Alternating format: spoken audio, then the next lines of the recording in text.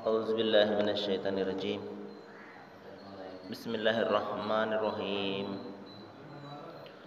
واتقوا الله الذي تساءلون به والأرحام إن الله كان عليكم رقيبا. وآتوا اليتامى أموالهم ولا تتبدلوا الخبيث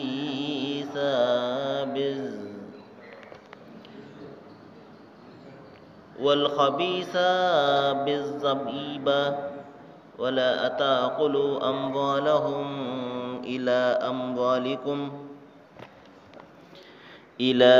أموالكم إنه كان خوبا كبيرا. صدق الله العظيم.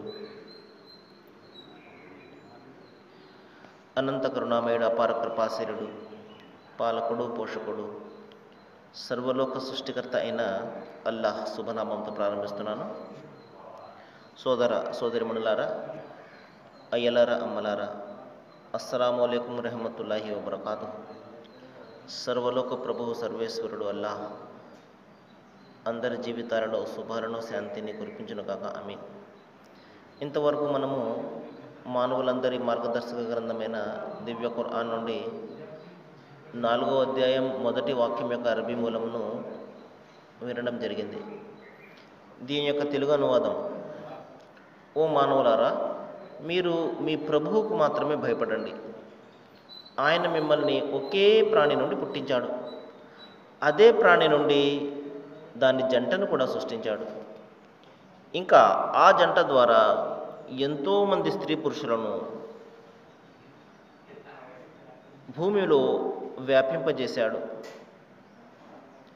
ఏ దేవుని పేరు చెప్పుకొని మీరు పరస్పరం మీ హక్కులను కోరుకుంటారో ఆ దైవానికి భయపడండి. బంధుత్వ సంబంధాలను తెంచడం మానుకోండి. అల్లా మిమ్మల్ని పరిశీలిస్తున్నాడన్న విషయాన్ని తెలుసుకోండి. సోదరులారా, మరి ప్రధానంగా దైవం తెలియజేస్తున్నాడు, మీరు ఏ దైవం పేరు చెప్పుకొని పరస్పరం మీ హక్కులను కోరుకుంటూ ఉంటారో ఆ దైవానికి భయపడండి అని చెప్పి బంధుత్వ సంబంధాలను తెంచడం మానుకోండి. అంటే చిన్న చిన్న కారణాలకు బంధుత్వాలను తెంచుకోవడం అనేది మీరు ఎంత మాత్రం కూడా చెయ్యకండి అని దైవం ఇక్కడ తాకీదు చేస్తున్నాడు. మరి సోదరులారా, ప్రతి మనిషికి కూడా భార్య బిడ్డల తర్వాత బంధువులు చాలా ప్రధానమై ఉంటారు. వాళ్ళ శుభకార్యాల్లో కానీ లేకపోతే వాళ్ళకి ఏదైనా కష్టాలు కలిగినప్పుడు సహజంగా బంధువులు మరి వాళ్ళకు అత్యంత దగ్గరలో ఉంటారు. వాళ్ళు ఆ బంధువులను ఎంతగానో కోరుకుంటూ ఉంటారు. ఎందుకంటే బంధువులు లేకపోతే మనిషి జీవితం అంతా కూడా ఒంటరిగా ఉంటుంది. మరి దైవం తెలియజేస్తున్నాడు, మీరు చిన్న చిన్న కారణాలకు బంధుత్వాన్ని ఎంత మాత్రం కూడా తెంచుకోకండి అని దైవము చాలా స్పష్టంగా ఇక్కడ తాకీదు చేయడం జరిగింది. మహాప్రవక్త ముహమ్మద్ సల్లల్లాహు అలైహి వసల్లం వారి యొక్క జీవితాన్ని మనము పరిశీలిస్తే ప్రవక్త వారి యొక్క సందేశాన్ని, ధర్మాన్ని మరి ఆయన బంధువులు అంగీకరించినప్పటికీ కూడా ప్రవక్త ముహమ్మద్ సల్లల్లాహు అలైహి వసల్లం వారిని ఎంత మాత్రం కూడా వారు విడిచిపెట్టలేదు. ప్రవక్త ముహమ్మద్ సల్లల్లాహు అలైహి వసల్లం వారు కూడా తమ బంధువులనంత మాత్రం కూడా ఆయన నా ధర్మాన్ని వీరు స్వీకరించడం లేదు, నా సందేశాన్ని వీరు స్వీకరించడం లేదు అని ఎంత మాత్రం కూడా తెంచుకోలేదు ఆ బంధాన్ని. ఒక సందర్భంలో ప్రవక్త ముహమ్మద్ సల్లల్లాహు అలైహి వసల్లం వారు మరి కూర్చుని ఉన్నప్పుడు ఆయనకు చిన్నతనంలో పాలు త్రాగించినటువంటి తల్లి వస్తుంది. ఆయన ఎంతో ఆనందంతో ఎదురు వెళ్ళి ఆమెకు స్వాగతం చెప్పి ఆయన కండువాను నేల మీద పరిచి కూర్చోమని చెప్పి మరి ఆహ్వానిస్తారు. ఈ విధంగా జీవితాంతం కూడా బంధువుల పట్ల ఎంతో మరి అనుబంధాన్ని, ప్రేమను ప్రవక్త ముహమ్మద్ సల్లల్లాహు అలైహి వసల్లం వారు కనబరిచేవారు. వాళ్ళు తన సందేశాన్ని వ్యతిరేకిస్తూ ఉన్నప్పటికీ కూడా తన ధర్మాన్ని, ఏ ధర్మం అయితే దైవం ఆజ్ఞాపించాడో ఆ ధర్మాన్ని వాళ్ళు వ్యతిరేకిస్తూ ఉన్నప్పటికీ కూడా ప్రవక్త ముహమ్మద్ సల్లల్లాహు అలైహి వసల్లం వారు బంధుత్వాన్ని ఎంత మాత్రం కూడా తెంచుకోలేదు. ఎందుకంటే దైవం ఆజ్ఞాపించాడు, మీరు చిన్న చిన్న కారణాలకు బంధుత్వాన్ని ఎంత మాత్రం కూడా తెంచుకోకండి అని. సోదరులారా, ప్రవక్త ముహమ్మద్ సల్లాహు వారి యొక్క ప్రవచనాలను మనము గమనిస్తే, మరి ఒక సందర్భంలో ప్రవక్త ముహమ్మద్ సల్లాహు వారు ఈ విధంగా తెలియజేశారు: ఎవరైతే బంధువులతో సంబంధాలను కలిగి ఉంటాడో దైవం కూడా వాళ్లతో సంబంధాన్ని కలిగి ఉంటాడు. మరి ఎవరైతే బంధువులతో సంబంధాన్ని తెంచుకుంటాడో దైవం కూడా వాళ్లతో సంబంధాన్ని తెంచుకుంటాడు. మరి ఎంత ముఖ్యమైనటువంటి విషయాన్ని మరి ప్రవక్త ముహమ్మద్ సల్లాహు వారు మనకు తెలియజేశారు చూడండి. బంధువులతో సంబంధం దైవంతో సంబంధంగా ప్రవక్త వారు ప్రవచించారు. కాబట్టి ఎవరైతే తమ బంధువులతో సత్సంబంధాలను కలిగి ఉంటారో దైవం కూడా వాళ్ళ పట్ల సత్సంబంధాన్ని కలిగి ఉంటాడు. అంటే వాళ్ళని ఎక్కువగా ఆదరించడము, కరుణించడము చేస్తుంటాడు. మరి ఎవరైతే బంధుత్వాన్ని తెంచుకుంటారో దైవం కూడా తన సంబంధాన్ని వాళ్ళతో తెంచుకుంటాడు అని బంధువులతో సంబంధం దైవంతో సంబంధంగా ప్రవక్త ముహమ్మద్ సల్లాహు వారు ప్రవచించారు.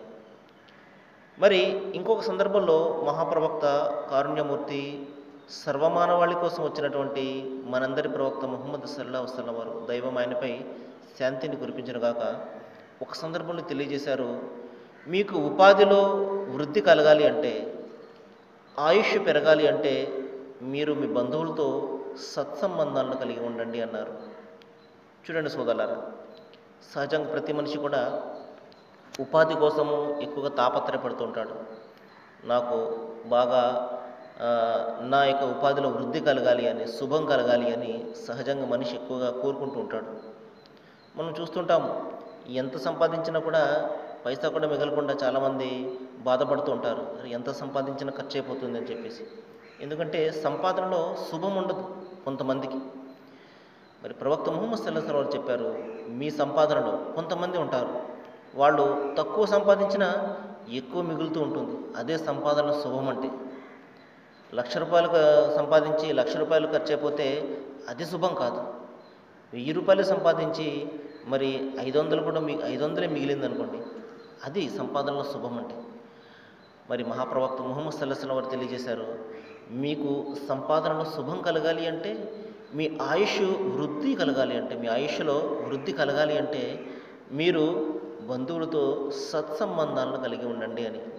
సత్సంబంధాలను అంటే సోదరులారా, మరి అవసరమైనప్పుడు వాళ్ళ వద్దకు వెళ్ళడం, వాళ్ళ యొక్క బాగోగుల గురించి ఆలోచన చేయడము, ఈ విధంగా మన శుభకార్యాల్లో వాళ్ళకి ఎక్కువగా మరి ప్రాధాన్యతనివ్వడము, ఇది సత్సంబంధాలంటే. వాళ్ళు ఒకవేళ మన పద్ధతులు వాళ్ళకు నచ్చకపోయినా, మన ధర్మాన్ని, మన యొక్క విధానాన్ని వారు ఆచరించకపోయినా, ఆ బంధాలను మాత్రము, ఆ సంబంధాలను మాత్రం ఎంత మాత్రం కూడా తెంచుకోకూడదని ఇక్కడ ప్రధానంగా మనం అర్థం చేసుకోవాలి. మరి మరొక సందర్భంలో దైవం అంతిమ గ్రంథం ఖురాన్లో తెలియజేస్తున్నాడు: ఓ విశ్వాసి, బంధువుకు అతని హక్కును ఇచ్చివేయి, పేదలకు కూడా అతని హక్కును ఇచ్చివేయి అని ఆజ్ఞాపించడం జరిగింది. బంధువుకు అతని హక్కు ఇచ్చివేయడం అంటే సరైన విధంగా మరి వాళ్ళతో వ్యవహారాలను చేయడము, ఇది అతని హక్కు. కాబట్టి మీరు బంధువులకు అతని హక్కు ఇచ్చివేయండి. ఎందుకంటే మన శుభకార్యాల్లో కానివ్వండి, మన కష్టాలలో వాళ్లకు ప్రధానంగా ప్రాధాన్యత ఇవ్వాలి అని. అదే విషయాన్ని దైవం ఇక్కడ తెలియజేస్తున్నాడు. మరి పేదలకు కూడా తన హక్కు ఇచ్చివేయి. పేదలకు హక్కు ఇవ్వడం అంటే మన సంపాదనలో మరి వాళ్లకు హక్కు ఉంటుంది, వాళ్ళ హక్కును మనం ఇచ్చివేయాలి. అందుకనే దైవము జకాత్ అనే ఒక దానాన్ని మరి తప్పనిసరి చేయడం జరిగింది. ప్రతి మనిషి సంపాదనలో అతని ఖర్చులు పోగా 1 సంవత్సరం పాటు మరి నిల్వ ఉన్నటువంటి ధనంలో 2.5% అతను మరి జకాత్ అనే ఒక దానం రూపంలో పేదలకు పంచిపెట్టేయాలి. ఈ విధంగా దైవం విధించినటువంటి ఈ దానాన్ని ప్రతి మనిషి కూడా అమలుపరిచినట్లయితే మన ప్రపంచంలో పేదలు అనేవాళ్ళే ఉండరు. ఎందుకంటే ప్రతి వ్యక్తి కూడా ఇది దైవం విధించినటువంటి ఇది ఆజ్ఞ అని అతను తన ధనంలో, తనకు మిగిలి ఉన్నటువంటి ధనంలో అతని ఖర్చులన్నీ కూడా పోగా, ఖర్చులు ఉంచేసి దైవము దానాన్ని ఇవ్వమని ఎంత మాత్రం కూడా ఇక్కడ కోరడం లేదు. అతని అప్పులు పోగా, అతని ఖర్చులు పోగా సంవత్సరంలో 100 రూపాయలు అతని వద్ద మిగిలిందనుకోండి, 2.5 రూపాయలు అతను పేదలకు దానం ఇవ్వాలి అని దైవం నిర్దేశించాడు. ఈ విధంగా ఈ రోజున మనము చూస్తాం, ప్రపంచంలో ఉన్న ధనమంతా కూడా ఒక 10% మంది ధనవంతుల వద్ద మగ్గిపోతూ ఉన్నది. మిగతా 90% మంది కూడా ఈ విధంగా పేదలుగానే ఉంటున్నారు. ఆ 10% మంది తమ వద్ద ఉన్నటువంటి ధనంలో, సంవత్సర కాలము మిగిలి ఉన్నటువంటి ధనంలో 2.5% వాళ్ళు ఖర్చు పెట్టినట్లయితే పేదల మీద, మరి ఈ ప్రపంచంలో పేదవాడు అనేవాడే ఉండడు. కానీ మనిషి దేవుని ఆజ్ఞనంత మాత్రం కూడా అమలుపరచడు. తన మనసుకు నచ్చింది ఏదైతే ఉంటుందో అదే అమలుపరుస్తుంటాడు. ఇది నా ధనము, నేను సంపాదించింది పేదలకు ఎందుకు ఇవ్వాలి? ఇతను సంపాదించాడు అది. దైవం అతనికి ఇచ్చినటువంటి అవకాశాలను, అతనికి ఇచ్చినటువంటి జ్ఞానాన్ని ఉపయోగించుకొని అతను ధనాన్ని సంపాదించాడు. కోటాను కోట్ల మంది ఉన్నారు ప్రపంచంలో, వాళ్ళందరికీ కాకుండా దైవము ఇతనికి ఎందుకు ఇచ్చాడు? కాబట్టి నా జ్ఞానం ఆధారంగా, నా బలం ఆధారంగా, నా శక్తి సామర్థ్యాల ఆధారంగా నేను ఇదంతా సంపాదించాను అని మనిషి విర్రవీగుతుంటాడు. కానీ దైవం తెలియజేస్తున్నాడు, వమిమ్మ రజఖనాహం యున్ఫిఖు, నేను ప్రసాదించినటువంటి ధనం నుండి నా మార్గంలో ఖర్చు పెట్టి ఉంటున్నాడు. కాబట్టి సోదరులారా, ఇక్కడ మన జీవితము మనది కాదు. మన ఈ శరీరం కానివ్వండి, మనకు లభించినటువంటి ఈ అనుగ్రహాలు, మన శక్తి, మన సామర్థ్యాలు, మన జ్ఞానము, మన విజ్ఞానము అంతా కూడా దైవ ప్రసాదితము. ఆయన తలిచాడు కాబట్టి మనకు ఆయన జ్ఞాన పరిధి నుండి ఏదైనా కొంచెం మనం గ్రహించగలుగుతున్నాము. కాబట్టి మనిషి మరి ఇదంతా కూడా నా సొంతము, నా స్వయంగా నేను సంపాదించుకున్నది అని విర్రవీగితే అతను అధోగతి పాలైనట్టే. మరి ప్రవక్త ముహమ్మద్ సల్లల్లాహు అలైహి వసల్లం వారు తెలియజేస్తున్నారు, మనిషి శవంతో పాటు 3 విషయాలు అతని సమాధి వరకు వెళ్తాయి. 1 అతని కర్మలు వెళ్తాయి, 2 అతని బంధువులు వెళ్తారు, 3 అతని స్నేహితులు వెళ్తారు. మరి స్నేహితులు, బంధువులు తిరిగి వచ్చేస్తారు, కానీ అతని మరి కర్మలు మాత్రము అతనితో పాటు సమాధిలో ఉండిపోతాయి. సోదరులారా, చూడండి ఎంత చక్కటి విషయాన్ని కారుణ్యమూర్తి మహాప్రవక్త ముహమ్మద్ సల్లల్లాహు అలైహి వసల్లం వారు సెలవిచ్చారు. చూడండి, ప్రతి మనిషితో పాటు అతని శవంతో పాటు 3 విషయాలు వెళ్తాయి అతని సమాధి వద్దకు. బంధువులు వెళ్తారు, స్నేహితులు వెళ్తారు, అతని కర్మలు కూడా వెళ్తాయి. బంధువులు, స్నేహితులు కనిపిస్తారు, అతని కర్మలు కనబడవు. బంధువులు, స్నేహితులు మరి ఆ దహన కార్యాలు పూర్తయిన వెంటనే వాళ్ళు వెంటనే వెనక్కి తిరిగి వచ్చేస్తారు. కానీ అతనితో పాటు మిగిలిపోయేవి అతని కర్మలే, అవి మంచివైనా చెడువైనా. ఆ రోజున మనిషి తన కుడివైపు చూసుకుంటాడు, అతని కర్మలే కనబడతాయి. ఎడమవైపు చూసుకుంటాడు, అతని కర్మలే కనబడతాయి. చుట్టూ ఎవ్వరు కూడా ఉండరు. అతని స్నేహితులు కానీ, బంధుమిత్రులు కానీ, భార్య బిడ్డలు, తల్లిదండ్రులు ఎవ్వరు కూడా ఉండరు. ఒంటరిగా సమాధిలో ఉంటాడు. ముందు చూసుకుంటాడు భయంకరమైనటువంటి నరకాగ్ని, వెనుక చూసుకుంటాడు భయంకరమైనటువంటి నరకాగ్ని. ఆ రోజున అప్పుడు అతనికి తెలిసి వస్తుంది అతను ఏమి చేసుకుని వచ్చాడు అని. సోదరులారా, ఆ రోజున మనిషి చాలా బాధపడతాడు. రే, ఈ విధంగా జరిగిపోయింది ఏంటి? నాకు ఈ విషయం ముందు తెలుసున్నట్లయితే చాలా బాగా ఉండేవాడిని, సత్యాన్ని విశ్వసించేవాడిని, దైవం ఒక్కడే అన్న సత్యాన్ని విశ్వసించి నేను మరి ఆ విధంగా అమలు పరిచేవాడిని, దైవం నిషేధించినటువంటి విషయాల జోలికి పోయకుండా ఉండేవాడిని. అరే, ఈ విధంగా జరిగింది ఏంటి అని అతను చాలా బాధపడతాడు. సోదరులారా, అప్పుడు ఎంత బాధపడితే ఏమిటి ప్రయోజనం?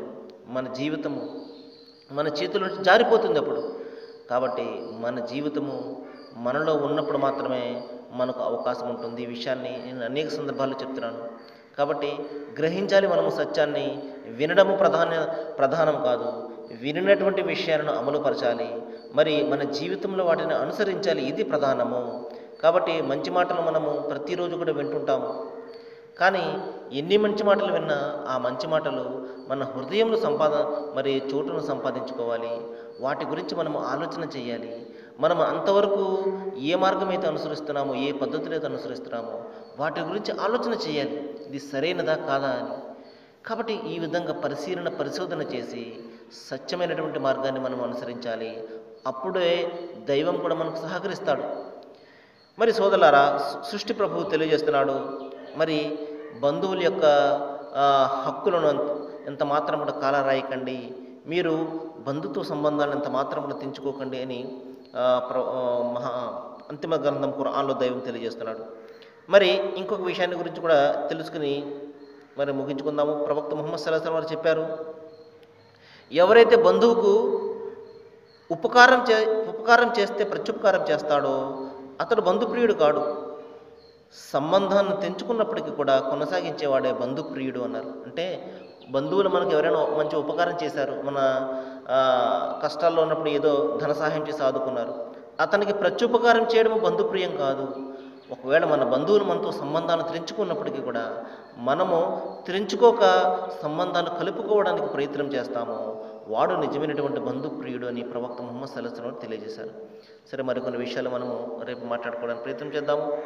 సృష్టి ప్రభు వల్ల అందరికీ కూడా మంచిని చేయాలని, బంధువుల సంబంధాలను మనము సక్రమంగా ఉంచుకునేలాగా దైవం అందరికీ కూడా మరి జ్ఞానాన్ని ప్రసాదించాలని నేను అల్లాహ్ను ప్రార్థిస్తూ ముగిస్తున్నాను.